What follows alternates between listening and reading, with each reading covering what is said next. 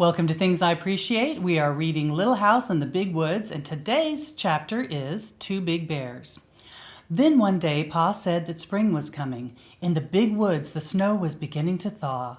Bits of it dropped from the branches of the trees and made little holes in the softening snowbanks below. At noon, all the big icicles along the eaves of the little house quivered and sparkled in the sunshine, and drops of water hung trembling at their tips.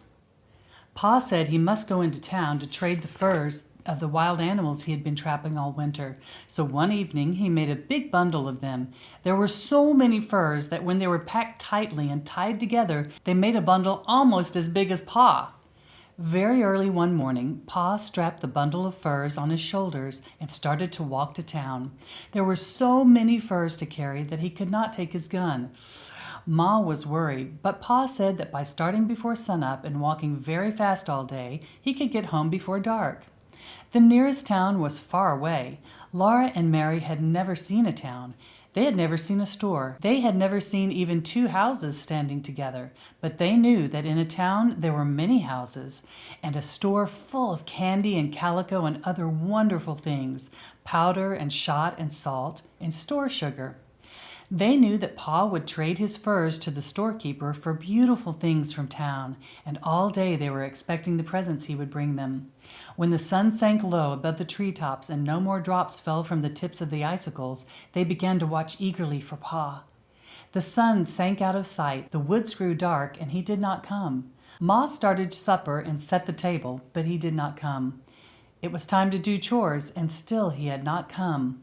Ma said that Laura might come with her while she milked the cow. Laura could carry the lantern. So Laura put on her coat and Ma buttoned it up. And Laura put her hands into her red mittens that hung by a red yarn string around her neck, while Ma lighted the candle in the lantern.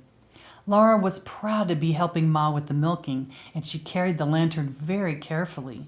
Its sides were of tin, with places cut in them for the candlelight to shine through. When Laura walked behind Ma on the path to the barn, the little bits of candlelight from the lantern leaped all around her on the snow. The night was not yet quite dark. The woods were dark, but there was a gray light on the snowy path, and in the sky there were a few faint stars. The stars did not look as warm and bright as the little lights that came from the lantern. Laura was surprised to see the dark shape of Suki, the brown cow, standing at the barnyard gate. Ma was surprised too. It was too early in the spring for Suki to be let out in the big woods to eat grass. She lived in the barn. But sometimes on warm days, Pa left the door of her stall open so she could come into the barnyard. Now Ma and Laura saw her behind the bars waiting for them. Ma went up to the gate and pushed against it to open it, but it did not open very far because there was Suki standing against it. Ma said, "Suki, get over!" She reached across the gate and slapped Suki's shoulder. Slapped Suki's shoulder. That's a tongue twister. Just then, one of the dancing little bits of light from the lantern jumped between the bars of the gate, and Laura saw long, shaggy black fur and two little glittering eyes. Suki had thin, short, brown fur. Suki had large, gentle eyes. Ma said, "Laura, walk back to the house." So Laura turned around and began to walk toward the house. Ma came behind her. When they had gone part way, Ma snatched her up, lantern and all, and ran. Ma ran with her into the house and slammed the door. Then Laura said, "Ma, was it a bear?" "Yes, Laura," Ma said, "it was a bear." Laura began to cry. She hung on to Ma and sobbed, "Oh, will he eat Suki?" "No," Ma said, "No, I'm going to cry." Okay. "No," Ma said, hugging her. "Suki is safe in the barn. Think, Laura, all those big, heavy logs in the barn walls. And the door is heavy and solid, made to keep bears out. No, the bear cannot get in and eat Suki." Excuse me while I weep a little bit. Poor Suki. Okay.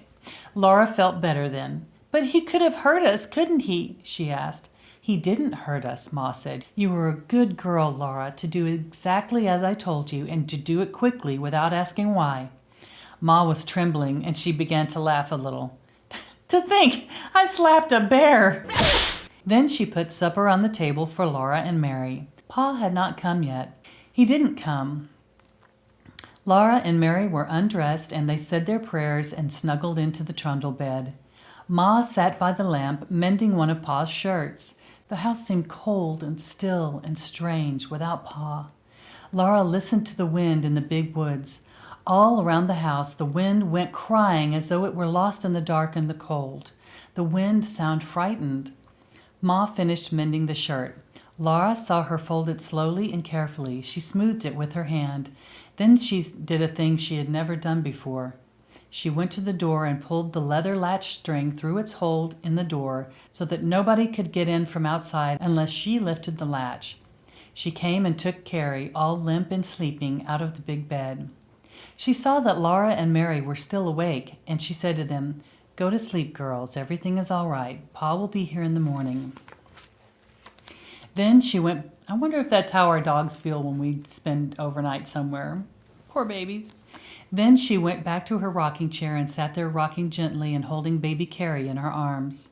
She was sitting up late, waiting for Pa, and Laura and Mary meant to stay awake too till he came, but at last they went to sleep. In the morning, Pa was there.